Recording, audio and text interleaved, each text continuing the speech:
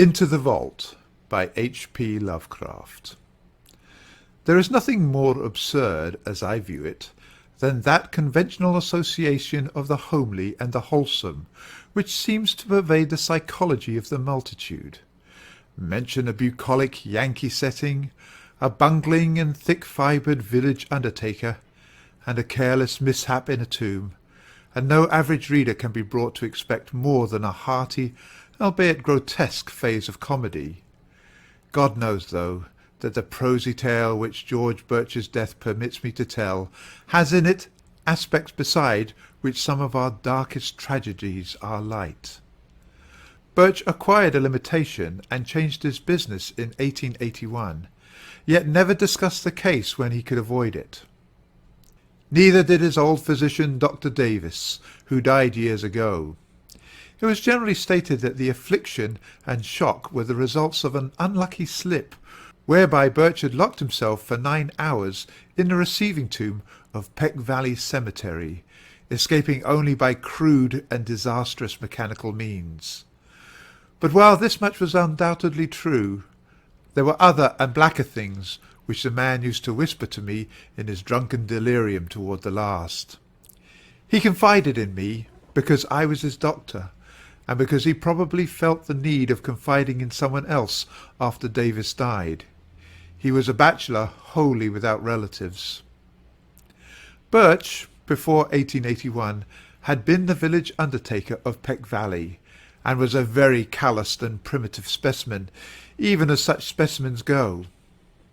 The practices I heard attributed to him would be unbelievable today, at least in a city, and even Peck Valley would have shuddered a bit had it known the easy ethics of its mortuary artist in such debatable matters as the ownership of costly laying-out apparel invisible beneath the casket's lid, and the degree of dignity to be maintained in posing and adapting the unseen members of lifeless tenants to containers not always calculated with sublimest accuracy.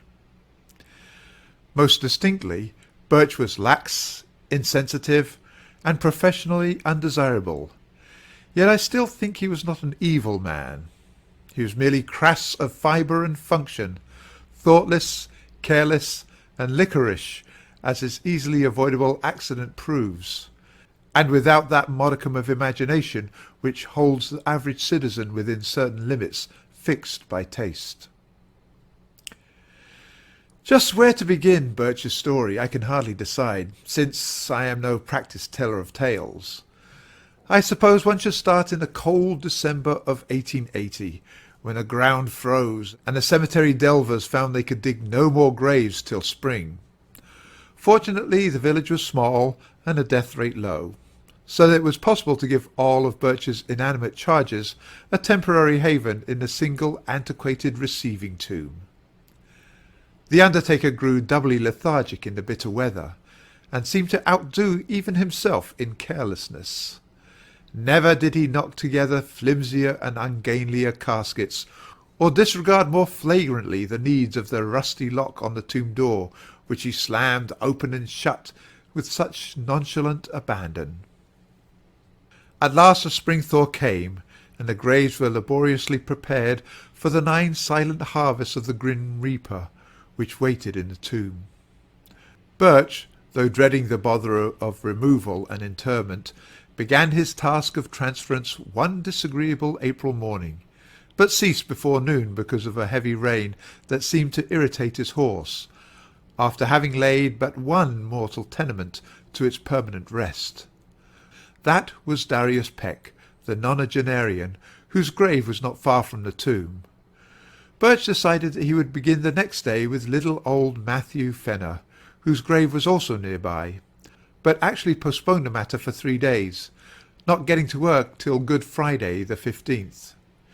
Being without superstition, he did not heed the day at all, though ever afterward he refused to do anything of importance on that faithful 6th day of the week. Certainly the events of that evening greatly changed George Birch.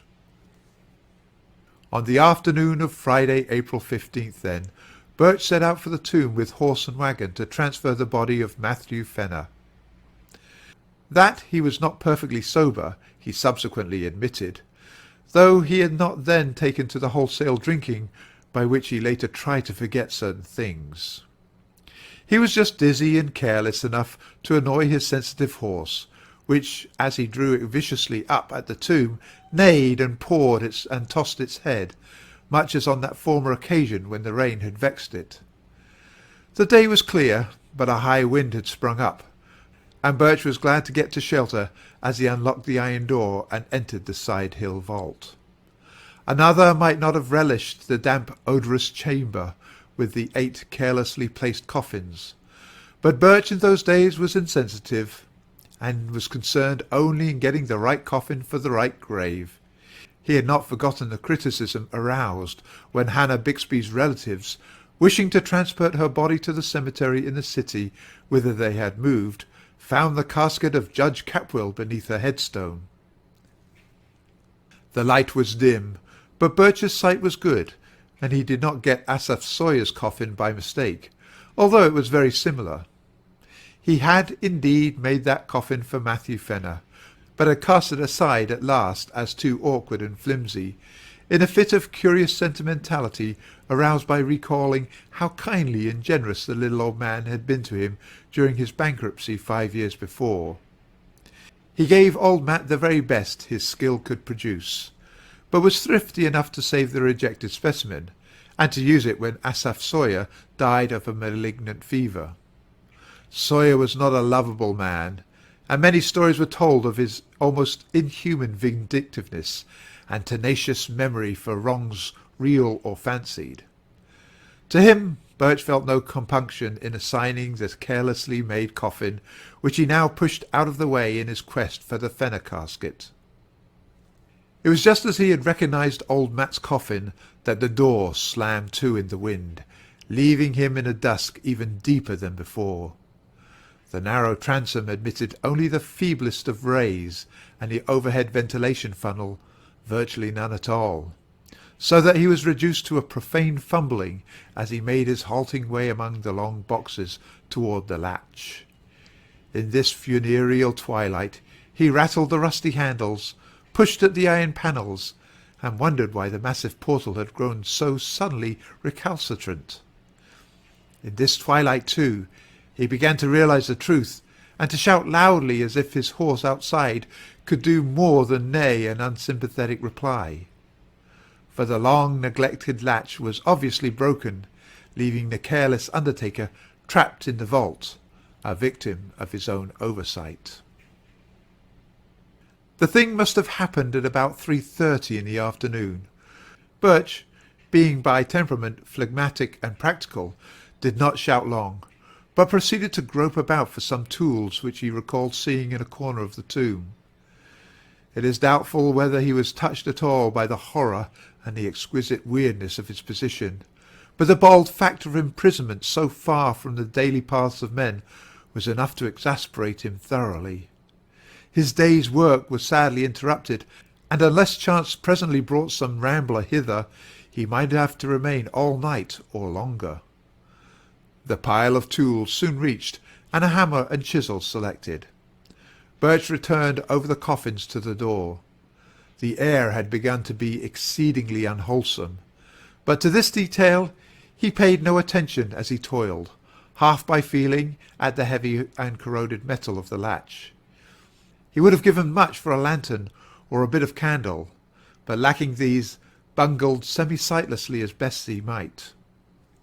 When he perceived that the latch was hopelessly unyielding, at least to such meagre tools, and under such tenebrous conditions as these, Birch glanced about for other possible points of escape. The vault had been dug from a hillside, so that the narrow ventilation funnel in the top ran through several feet of earth, making this direction utterly useless to consider.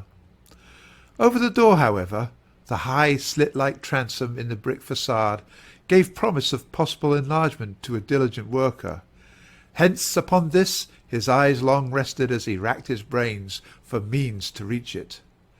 There was nothing like a ladder in the tomb, and the coffin niches on the sides and the rear, which Birch seldom took the trouble to use, afforded no ascent to the space above the door. Only the coffins themselves remained as potential stepping stones, and as he considered these, he speculated on the best mode of arranging them. 3 coffin heights, he reckoned, would permit him to reach the transom, but he could do better with 4. The boxes were fairly even and could be piled up like blocks, so he began to compute how he might most stably use the 8 to rear a scalable platform 4 deep. As he planned, he could not but wish that the units of his contemplated staircase had been more securely made. Whether he had imagination enough to wish they were empty is strongly to be doubted. Finally, he decided to lay a base of 3 parallel with the wall, to place upon this 2 layers of 2 each, and upon these a single box to serve as a platform. This arrangement could be ascended with a minimum of awkwardness, and would furnish the desired height. Better still, though, he would utilize only 2 boxes of the base to support the superstructure, leaving 1 free to be piled on top in case the actual feat of escape required an even greater altitude. And so the prisoner toiled in the twilight, heaving the unresponsive remnants of mortality with little ceremony as his miniature Tower of Babel rose course by course. Several of the coffins began to split under the stress of handling, and he planned to save the stoutly built casket of little Matthew Fenner for the top, in order that his feet might have as certain a surface as possible. In the semi-gloom he trusted mostly to touch to select the right one, and indeed came upon it almost by accident, as it tumbled into his hands as if through some odd volition, after he had unwittingly placed it beside another on a 3rd layer.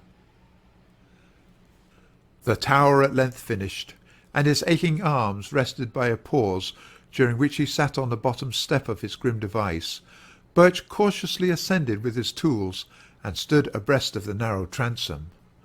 The borders of the space were entirely of brick, and there seemed little doubt but that he could shortly chisel away enough to allow his body to pass. As his hammer blows began to fall, the horse outside whinnied in a tone which may have been encouraging and may have been mocking. In either case, it would have been appropriate, for the unexpected tenacity of the easy-looking brickwork was surely a sardonic commentary on the vanity of mortal hopes, and a source of a task whose performance deserved every possible stimulus. Dusk fell, and found Birch still toiling. He worked largely by feeling now, since newly gathered clouds hid the moon, and though progress was still slow, he felt heartened at the extent of his encroachments on the top and the bottom of the aperture. He could, he was sure, get out by midnight, though it is characteristic of him that this thought was untinged with eerie implications. Undisturbed by oppressive reflections on the time, the place, and the company beneath his feet, he philosophically chipped away the stony brickwork, cursing when a fragment hit him in the face, and laughing when one struck the increasingly excited horse that pawed near the cypress tree. In time, the hole grew so large that he ventured to try his body in it now and then, shifting about so that the coffins beneath him rocked and creaked. He would not, he found, have to pile another on his platform to make the proper height, for the hole was on exactly the right level to use as soon as its size might permit. It must have been midnight at least when Birch decided he could get through the transom. Tired and perspiring, despite many rests, he descended to the floor and sat a while on the bottom box to gather strength for the final wiggle and leap to the ground outside. The hungry horse was neighing repeatedly and almost uncannily, and he vaguely wished it would stop. He was curiously unelated over his impending escape, and almost dreaded the exertion, for his form had the indolent stoutness of early middle age. As he remounted the splitting coffins, he felt his weight very poignantly, especially when, upon reaching the topmost one, he heard that aggravated crackle which bespeaks the wholesale rendering of wood. He had, it seems, planned in vain when choosing the stoutest coffin for the platform, for no sooner was his full bulk again upon it than the rotting lid gave way, jouncing him 2 feet down on the surface, which even he did not care to imagine. Maddened by the sound, or by the stench which billowed forth even to the open air, the waiting horse gave a scream that was too frantic for a neigh, and plunged madly off through the night, the waggon rattling crazily behind it. Birch, in his ghastly situation, was now too low for an easy scramble out of the enlarged transom, but gathered his energies for a determined try. Clutching the edges of the aperture, he sought to pull himself up, when he noticed a queer retardation in the form of an apparent drag on both his ankles. In another moment he knew fear for the first time that night, for struggle as he would, he could not shake clear of the unknown grasp which held his feet in relentless captivity. Horrible pains, as of savage wounds, shot through his calves, and in his mind was a vortex of fright mixed with an unquenchable materialism that suggested splinters, loose nails, or some other attribute of breaking wooden box. Perhaps he screamed. At any rate, he kicked and squirmed frantically and automatically, whilst his consciousness was almost eclipsed in a half-swoon. Instinct guided him in his wriggle through the transom, and in the crawl which followed his jarring thud on the damp ground. He could not walk, it appeared, and the emerging moon must have witnessed a horrible sight as he dragged his bleeding ankles toward the cemetery lodge, his fingers clawing the black mould in brainless haste, and his body responding with that maddening slowness which one suffers when chased by phantoms of nightmare. There was evidently, however, no pursuer, for he was alone and alive when Armington, the lodge-keeper, answered his feeble clawing at the door. Armington helped Birch to the outside of a spare bed and sent his little son Edwin for Dr. Davis.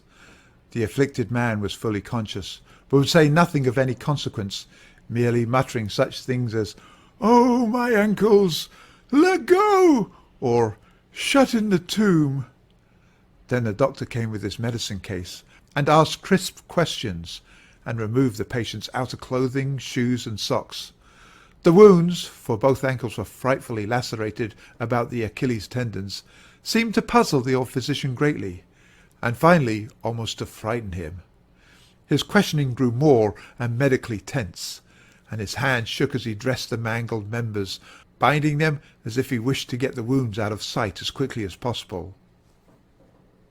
For an impersonal doctor, Davis' ominous and awestruck cross-examination became very strange indeed, as he sought to drain from the weakened undertaker every last detail of his horrible experience. He was oddly anxious to know if Birch were sure, absolutely sure, of the identity of that top coffin of the pile, how he had chosen it, how he had been certain of it as a Fenner coffin in the dusk, and how he had distinguished it from the inferior duplicate coffin of the vicious Asaph Sawyer. Would the firm Fenner casket have caved in so readily? Davis, an old-time village practitioner, had of course seen both at the respective funerals, as indeed he had attended both Fenner and Sawyer in their last illnesses. He had even wondered at Sawyer's funeral how the vindictive farmer had managed to lie straight in a box so closely akin to that of the diminutive Fenner. After a full 2 hours, Dr. Davis left, urging Birch to insist at all times that his wounds were caused entirely by loose nails and splintering wood. What else, he added, could ever in any case be proved or believed? But it would be well to say as little as could be said, and to let no other doctor treat the wounds. Birch heeded this advice all the rest of his life, till he told me the story, and when I saw the scars, ancient and whitened as they then were, I agreed that he was wise in doing so. He always remained lame, for the great tendons had been severed, but I think the greatest lameness was in his soul. His thinking processes, once so phlegmatic and logical, had become ineffaceably scarred, and it was pitiful to note his response to certain chance allusions such as Friday, tomb, coffin, and words of less obvious concatenation. His frightened horse had gone home, but his frightened wits never quite did that. He changed his business, but something always preyed upon him. It may have been just fear, or it may have been fear mixed with a queer belated sort of remorse for bygone crudities. His drinking, of course, only aggravated what it was meant to alleviate. When Dr. Davis left Birch that night, he had taken a lantern and gone to the old receiving tomb. The moon was shining on the scattered brick fragments and the marred facade, and the latch of the great door yielded readily to a touch from the outside. Steeled by old ordeals in dissecting rooms, the doctor entered and looked about, stifling the nausea of mind and body that everything in sight and smell induced. He cried aloud once, and a little later gave a gasp that was more terrible than a cry. Then he fled back to the lodge and broke all the rules of his calling by rousing and shaking his patient, and hurling at him a succession of shuddering whispers that seared into the bewildered ears like the hissing of vitriol. "It was Asaph's coffin, Birch, just as I thought. I knew his teeth, with the front ones missing on the upper jaw. Never, for God's sake, show those wounds. The body was pretty badly gone, but if I ever saw vindictiveness on any face, or form a face, you know what a fiend he was for revenge. How he ruined old Raymond 30 years after their boundary suit, and how he stepped on the puppy that snapped at him a year ago last August. He was the devil incarnate, Birch, and I believe his eye for an eye fury could beat old Father Death himself. God, what a rage. I'd hate to have it aimed at me. Why did you do it, Birch? He was a scoundrel, and I don't blame you for giving him a cast-aside coffin. But you always did go too damn far. Well enough to skimp on the thing some way, but you knew what a little man old Fenner was. I'll never get that picture out of my head as long as I live. You kicked hard, for Asaph's coffin was on the floor.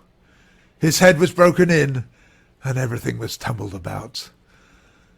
I've seen sights before, but there was one thing too much here. An eye for an eye. Great heavens, Birch, but you got what you deserved. The skull turned my stomach, but the other was worse. Those ankles, cut neatly off to fit Anna's cast-aside coffin.